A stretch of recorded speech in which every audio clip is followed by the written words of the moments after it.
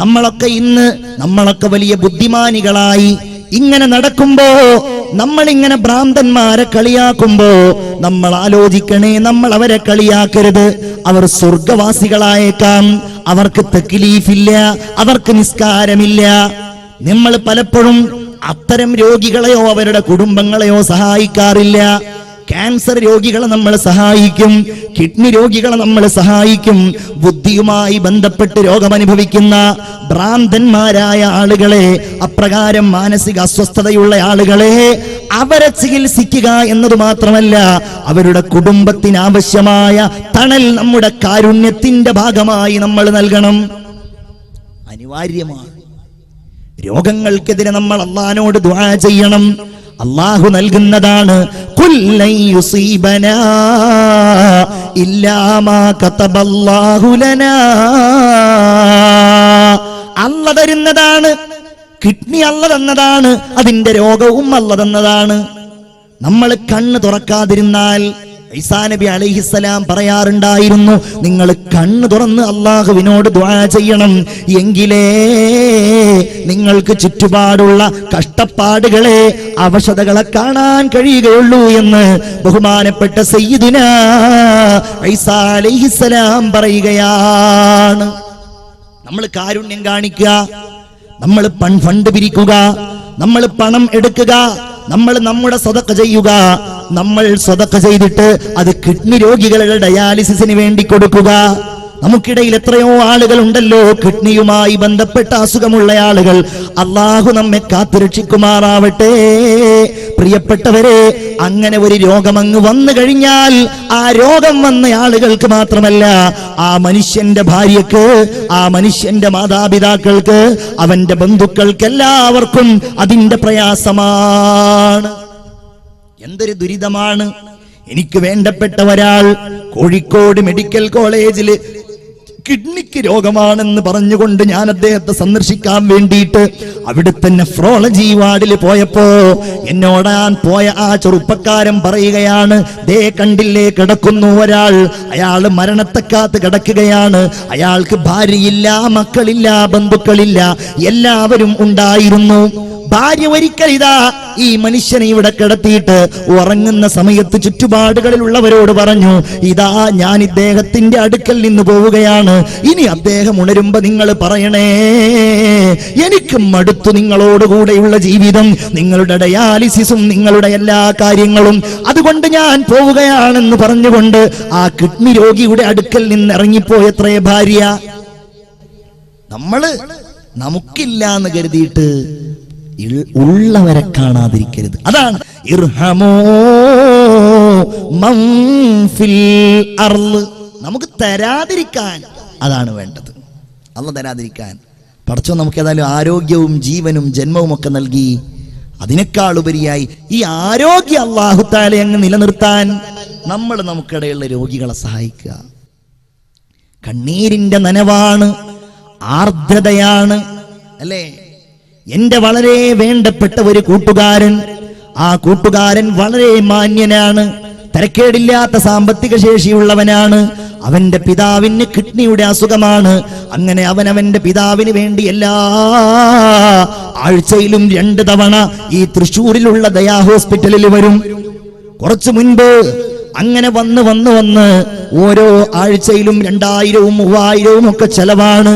പുറമെ വണ്ടിക്കും ചെലവാണ്. അങ്ങനെ ഒരു ദിവസം അവൻ എന്നോട് പറഞ്ഞു, എടാ ഇവിടെ നമ്മൾ നിന്നിട്ട് കാര്യമില്ല, ഞാൻ ഗൾഫിൽ പോവുകയാണ്. അങ്ങനെ ഗൾഫിൽ പോയി വർഷങ്ങളോളം അവൻ ആഴ്ചയിലും മാസങ്ങളിലും പണമയച്ചു. എന്നെ വിളിച്ചിട്ട് പറയും, ഉപ്പാന്റെ അസുഖം കാരണം ഞാൻ വേറെ ഒന്നും ആലോചിക്കുന്നില്ല, ഞാൻ നാട്ടിനെ കുറിച്ച് ആലോചിക്കുന്നില്ല, ഞാൻ ഇവിടെ തന്നെ അങ്ങ് കൂടുകയാണ്, ഉപ്പാക്ക് പണമില്ലല്ലോ. പലപ്പോഴും എനിക്ക് വലിയ വേദന തോന്നും. എനിക്ക് ജിദ്ദയിൽ പോകാൻ അവസരമുണ്ടായപ്പോ ഞാൻ അവന്റെ അടുക്കൽ പോയപ്പോ അവൻ കണ്ണീരോടുകൂടെ ഉപ്പാന്റെ അസുഖത്തെ കുറിച്ച് പറഞ്ഞു. അവൻ എന്നോട് പറഞ്ഞു, എനിക്ക് വേദനയില്ല, എനിക്ക് സങ്കടമില്ല, ഇതെന്റെ ഒരു വിധിയാണെന്ന് ഞാൻ കരുതുന്നു. അങ്ങനെ കുറെ കാലം കഴിഞ്ഞിട്ട് ഒരു ദിവസം അതാ എന്റെ നാട്ടിലൊരു ഇതുപോലൊരു ഫംഗ്ഷൻ ഉണ്ടായി. രോഗികളായ ആളുകൾക്ക് ചികിത്സാ സഹായമാണ്. അതിൽ പാവപ്പെട്ട ഞാൻ പങ്കെടുക്കുന്നുണ്ട്. അങ്ങനെ വേദിയിൽ ഞാൻ എത്തിയപ്പോ ചികിത്സക്ക് ഫണ്ടേറ്റ് വാങ്ങുന്ന, പൈസ ഏറ്റുവാങ്ങുന്ന രോഗികളുടെ മുഖത്തേക്ക് ഞാൻ നോക്കിയപ്പോ എന്റെ കണ്ണ് നിറഞ്ഞുപോയി. എന്റെ പിതാവിനെ പോലെ ഞാൻ കാണുന്ന പാവപ്പെട്ട ആ ചെറുപ്പക്കാരന്റെ, എന്റെ കൂട്ടുകാരന്റെ ഉപ്പയതാ തലയും താഴ്ത്തി മുന്നിലിരിക്കുകയാ. ആർക്കെങ്കിലും മോഹമുണ്ടാകുമോ പ്രിയപ്പെട്ടവരെ?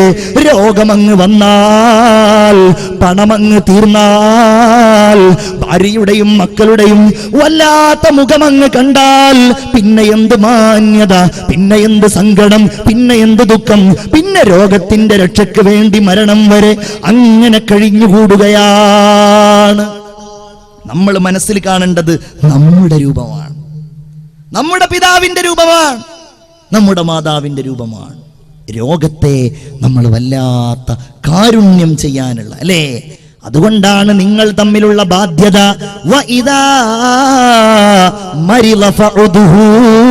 അവൻ രോഗിയായാൽ നിങ്ങൾ അവനെ സന്ദർശിക്കണമെന്ന് മുഹമ്മദ് മുസ്തഫ സല്ലല്ലാഹു അലൈഹി വസല്ലം. നമ്മളത് ചെയ്യാ.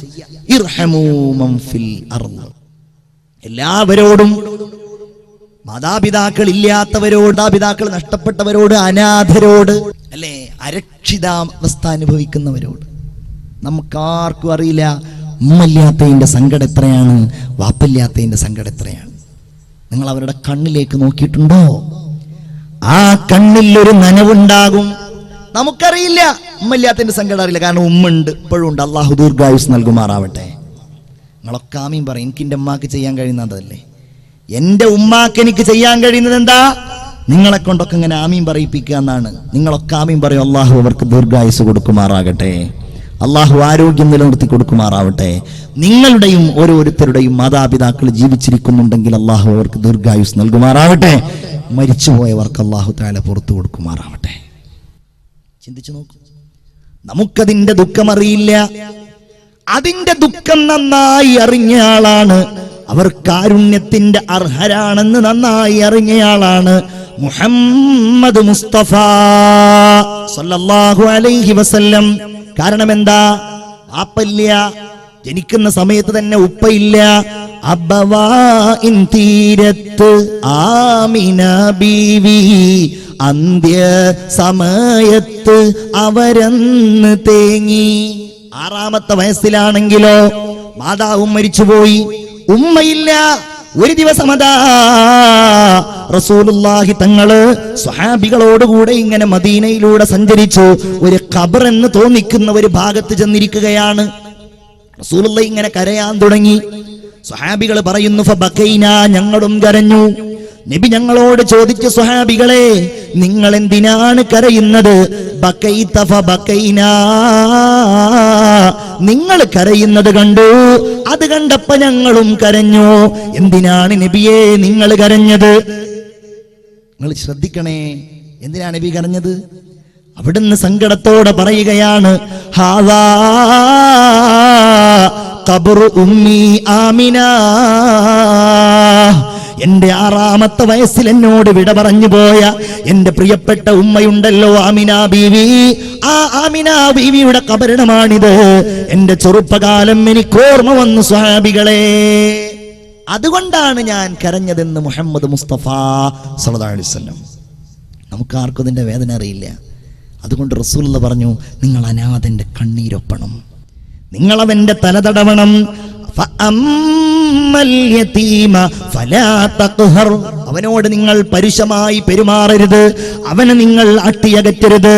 ഇദാ ബക്കൽ യതീം, ഒരനാഥനായ കുട്ടി കരഞ്ഞാൽ വഖഅത് ദുമൂഉഹു ഫീ കഫിർ റഹ്മാൻ, അല്ല കൈകൾ നീട്ടും അള്ളാഹുവിന്റെ കരങ്ങളിലേക്ക് ഈ കുട്ടിയുടെ കണ്ണീരെത്തും. എന്നിട്ട് അല്ലാഹു തആല ചോദിക്കുമെന്നാണ്, മൻ അബ്കഹാദാ, ആരാണ് ഈ കുഞ്ഞിനെ കരയിപ്പിച്ചത്? ഈ കുഞ്ഞിനെ ആരാണ് കരയിപ്പിച്ചത് എന്ന് ചോദിക്കുകയും, മൻ അല്ലാഹു ഫലഹുൽ ജന്ന, നിങ്ങൾ ആരെങ്കിലും അവനെ തൃപ്തിപ്പെടുത്തിയാൽ, അവന്റെ കണ്ണീര് നിങ്ങൾ തുടച്ചാൽ നിങ്ങൾക്ക് സ്വർഗമുണ്ട്. ശ്രദ്ധിക്കണം, ചിന്തിക്കണം ആ കാര്യം. എന്റെ കാരുണ്യത്തിന്റെ പ്രവർത്തകന്മാരെ, നിങ്ങളുടെ നേതൃത്വത്തിൽ അനാഥരെ നിങ്ങൾ സംരക്ഷിക്കണം. അവർക്ക് വിദ്യാഭ്യാസം നൽകുക, അവരുടെ കാര്യങ്ങൾ ശ്രദ്ധിക്കുക.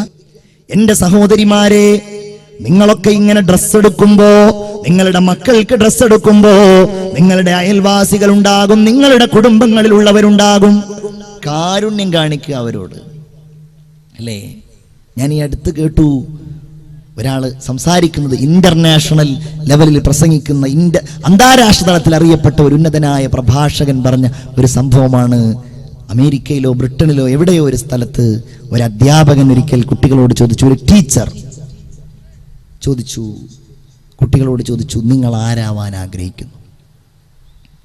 കുട്ടികൾ ഓരോരുത്തരും I want to become a doctor, an engineer, a collector, a judge എന്നൊക്കെ പറഞ്ഞിട്ട് ഓരോരുത്തരും ഞാൻ ജഡ്ജ് ആവാന്, കലക്ടർ ആവാന്, ഡോക്ടർ ആവാന് ഓരോരുത്തർ പറഞ്ഞപ്പോൾ ഒരു കുട്ടി മാത്രം പറഞ്ഞു, I want to become a സ്വഹാബി. ഞാൻ ആഗ്രഹിക്കുന്നത് ഒരു സ്വഹാബി ആവാനാണ്. ടീച്ചർ ചോദിച്ചു, ഹു ഈസ് എ സ്വഹാബി? മോനെ, ആരാ ഒരു സ്വഹാബി? എനിക്കറിയില്ലല്ലോ, ഞാൻ ആദ്യമായിട്ട് കേൾക്കുകയാണല്ലോ. ഈ കുട്ടി പറഞ്ഞു, സ്വഹാബി ആരാണെന്ന് എനിക്കല്ല നന്നായിട്ടറിയാം, എൻ്റെ ഉമ്മക്കാണ്. ടീച്ചർ ഉമ്മക്ക് ഫോൺ ചെയ്തു, നിങ്ങളുടെ മോൻ പറഞ്ഞത് ഒരു സ്വഹാബി ആവണമെന്നാണല്ലോ, ആരാണ് സ്വഹാബി? ഉമ്മ പറഞ്ഞു, സ്വഹാബി എന്ന് പറഞ്ഞാൽ അത് ആരാണെന്ന് പറഞ്ഞു തരണമെങ്കിൽ നേരിട്ട് വരണം. ടീച്ചർ നേരിട്ട് ചെന്നു.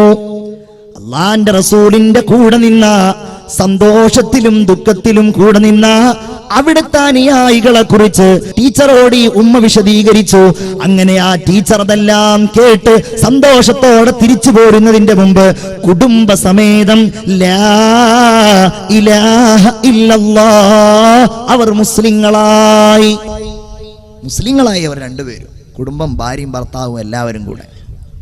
അങ്ങനെ ഒരു ദിവസം സ്കൂളിൽ നിന്ന് ഈ കുട്ടിയോട് ടീച്ചർ ചോദിച്ചു, എത്രേ മോനെ, നിനക്ക് സ്വഹാബിയാവണമെന്നല്ലേ പറഞ്ഞത്? നിനക്ക് ഏറ്റവും ഇഷ്ടമുള്ള സ്വഹാബി ഏതാണ്? ഈ കുട്ടി ഉടനടി പറഞ്ഞു, എനിക്ക് ഇഷ്ടമുള്ള സ്വഹാബി ബഷീർ റളിയല്ലാഹു അൻഹു ആണ്, സയ്യിദുനാ ബഷീർ റളിയല്ലാഹു അൻഹു. എന്താണ് മോനെ നീ അദ്ദേഹത്തെ ഇഷ്ടപ്പെടാനുള്ള കാരണം? ആ കുട്ടി പറയുകയാണ്, എന്റെ ഉമ്മ എനിക്ക് രാവിൽ പറഞ്ഞു തന്ന കഥയാണ്, അങ്ങനെയാണ് എനിക്ക് ബഷീറിനെ ഇഷ്ടമായത് എന്ന് പറഞ്ഞുകൊണ്ട് ഈ കുട്ടി പറയുകയാണത്രേ, അള്ളാഹുവിന്റെ റസൂലിന്റെ കൂടെ നൂറുകണക്കിന് സ്വഹാബികൾ ഉഹദിന്റെ പോർക്കളത്തിലേക്ക് പോയി. കൂട്ടത്തിൽ ബഷീർ എന്ന കുട്ടിയുടെ പിതാവുമുണ്ട്. ഈ കുട്ടിയുണ്ടല്ലോ, യുദ്ധം കഴിഞ്ഞ് മ്ലാനവദനരായി തിരിച്ചു വരുന്ന നബിയെയും സ്വഹാബികളെയും ഇങ്ങനെ കാത്തു നിൽക്കുകയാണ്. ഓരോരുത്തർ വന്നു. അവർക്കിടയിൽ മുഹമ്മദ് മുസ്തഫ സല്ലല്ലാഹു അലൈഹി വസല്ലമയും വന്നു. ബഷീർ എന്ന കുട്ടി റസൂലുള്ളാഹിന്റെ അടുക്കൽ ചെന്ന് ചോദിക്കുകയാണ്, ഐന അബീ യാ റസൂലല്ലാഹ്, എന്റെ ഉപ്പ എവിടെയാണ് നബിയേ?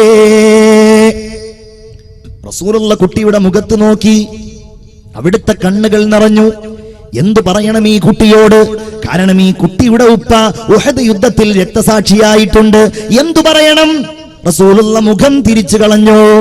രണ്ടാമതും ഈ കുട്ടി ചോദിക്കുകയാണ്, നബിയെ പറയുമോ എവിടെയാണ് എന്റെ ഉപ്പ? യാ ഹബീബല്ലാഹ്, അള്ളാഹുവിന്റെ റസൂല മകനെ, ആ പിഞ്ചു മകനെ തന്റെ ശരീരത്തോട് ചേർത്ത് പിടിച്ചു. അവന്റെ കണ്ണുകളിലേക്ക് ഉറ്റുനോക്കിക്കൊണ്ട് മുത്തുനബി പറയുകയാണ്, മോനെ, നിന്റെ ഉപ്പ ഞാനാണെന്ന് പറഞ്ഞാൽ നിന്റെ ഉപ്പ ഞാനാകുന്നത് നിനക്കിഷ്ടമല്ലേ മോനെ? നിന്റെ ഉമ്മ ആയിഷയാണ് മോനെ, അത് നിനക്കിഷ്ടമല്ലേ? അതേ നബിയെ, എനിക്കിഷ്ടമാണ്. ഈ കുട്ടി തന്റെ ഉപ്പയെ മറന്നു, തന്റെ ഉമ്മയെ മറന്നു, തന്റെ എല്ലാം മറന്നുകൊണ്ട് റസൂലുള്ളാഹിന്റെ അടുക്കൽ നിന്ന് മദീനയുടെ തെരുവിലേക്ക് ഇറങ്ങുകയാണ്. ഓരോ വീടുകളുടെയും വാതിലിൽ മുട്ടി വിളിച്ചുകൊണ്ട് ഈ പിഞ്ചുബാലൻ പറയുകയാണ്, അറിഞ്ഞില്ലേ എന്റെ ഉപ്പ നബിയാണ്, എന്റെ ഉപ്പ ഹബീബായ മുഹമ്മദ് നബിയാ. നിങ്ങൾ അറിഞ്ഞില്ലേ മദീന നിവാസികളെ എന്ന്? മദീനയിലൂടെ ഈ കുട്ടി വിളിച്ചു പറഞ്ഞു നടന്നു എന്ന് ആ പിഞ്ചുബാലൻ പറഞ്ഞു കൊടുക്കുകയാണ്. അതുകൊണ്ടാണ് എനിക്ക് ബഷീർ റളിയല്ലാഹു ഇഷ്ടമായത്. ഉപ്പായപ്പോലും അല്ലാഹുവിന്റെ റസൂലിന്റെ മുമ്പിൽ മറന്നു. എന്തേ കാരണം? റസൂലുള്ള അങ്ങനെയാണ്. അന വകാഫിലുൽ യതീമി ഫിൽ ജന്നതി ഹാകദാ. ഞാനും അനാഥനും സ്വർഗത്തിൽ ഇങ്ങനെയാണ്.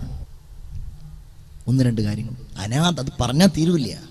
അവരോട് നമ്മൾ പലപ്പോഴും വൈകാരികമായി പ്രതികരിക്കാറില്ല. നമ്മളുടെ സ്നേഹവും കാരുണ്യവും അല്ലേ, അവൻ്റെ ആ കണ്ണുനീർ, അതാണ് കാരുണ്യമാണ് കരണീയം എന്നുള്ള വിഷയം കൊണ്ട് നമ്മൾ ഉദ്ദേശിച്ചത്. എല്ലാവരോടും കാരുണ്യം കാണിക്കുക, പാവങ്ങളോട്, അനാഥരോട് അല്ലേ. ഒരു ദിവസം ഒരു 11 മണി സമയത്ത് ഉച്ചക്ക് എന്റെ സ്ഥാപനത്തിലെ ചാമക്കാലയിലെ നെഹ്ജുർ റഷാദിലേക്ക് എന്നെ ഫോൺ ചെയ്യുകയാണ്. എനിക്ക് വളരെ വേണ്ടപ്പെട്ട ഒരു കുട്ടിയുടെ വീട്ടിൽ നിന്ന് 2ാം ക്ലാസ്സിലോ 3ാം ക്ലാസ്സിലോ പഠിക്കുന്ന ഒരു കുട്ടിയുടെ വീട്ടിൽ നിന്ന് വിളിക്കുകയാണ് എന്നെ. ഉസ്താദേ, ഇന്ന കുട്ടിയുടെ വാപ്പ മരിച്ചിട്ടുണ്ട്. പടച്ചവനെ, ഞാൻ വല്ലാതെ പേടിച്ചു പോയി. ചെറിയ കുട്ടിയാണ്, 7 കിലോമീറ്റർ അപ്പുറത്തുള്ള അവന്റെ വീട്ടിലേക്ക് പോകണം.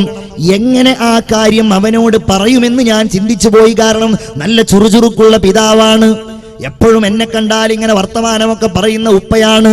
ഞാനിങ്ങനെ നോക്കിയപ്പോ കുട്ടികളൊക്കെ ഇന്റർവെല്ലിന് ഇങ്ങനെ കളിക്കുന്നുണ്ട്. ഓരോരുത്തർ തമാശ പറയുന്നു, വെള്ളം കുടിക്കാൻ പോകുന്നു, പലരും ഇങ്ങനെ ഓടിക്കളിക്കുന്നു. കൂട്ടത്തിൽ ഇവനുമുണ്ട്. ഞാൻ ഇവനോട് പറഞ്ഞു, നമുക്ക് നിന്റെ വീട്ടിലേക്കൊന്ന് പോകണം, നീ വാ. അവന് വലിയ ആഹ്ലാദമായി. ഉസ്താദിനെ വാപ്പ എന്തെങ്കിലും കാര്യത്തിന് വിളിച്ചിട്ടുണ്ടാകും. ഏതായാലും വീട്ടിലേക്കൊന്ന് പോകാമല്ലോ എന്ന് കരുതിയിട്ട് അവൻ എന്റെ കൂടെ വണ്ടിയിൽ കയറുകയാണ്. എനിക്കവനോട് പറയണമെന്നുണ്ട്, നമ്മൾ പോകുന്നത് നിന്റെ വാപ്പ മരിച്ചിട്ടാണെന്ന്. പക്ഷേ എന്റെ നാവിലൂടെ അതങ്ങ് പുറത്തേക്ക് വരുന്നില്ല. അവന്റെ മുഖം കാണുമ്പോ, അവന്റെ കണ്ണുകൾ കാണുമ്പോ എങ്ങനെയായിരിക്കും ഇത് കേട്ടാൽ ഇവൻ പ്രതികരിക്കുക എന്ന് എനിക്കറിയില്ല. അങ്ങനെ പോയി ഞാൻ അവനോട് കുറെ കാര്യം ചോദിക്കുന്നുണ്ട്. അവൻ മറുപടിയും പറയുന്നുണ്ട്. ഞാൻ ഇതിങ്ങനെ പറയാൻ വേണ്ടി വരും, അപ്പോഴേക്കതങ്ങ് അതങ്ങ് പറയാതിരിക്കാൻ തോന്നും. അങ്ങനെ അവന്റെ വീടിന്റെ മുമ്പിലെത്തി. വണ്ടിയിൽ നിന്നിറങ്ങിയപ്പോ അവൻ ചോദിച്ചു, ഉസ്താദെ, എന്താ വീട്ടിലൊരാൾ കൂട്ടം, എന്താ പറ്റിയത്, എന്തിനാ നമ്മൾ വന്നത്? ഞാനൊന്നും മിണ്ടിയില്ല, എന്റെ കണ്ണുകൾ നിറഞ്ഞുപോയി. ഞാൻ അവനെ ഇങ്ങനെ ചേർത്ത് പിടിച്ചു. ആളുകളൊക്കെ ഇങ്ങനെ ഉറ്റുനോക്കുമ്പോ ഞാൻ അവനെ പിടിച്ചുകൊണ്ട് അവന്റെ വീട്ടിലേക്ക് കയറി.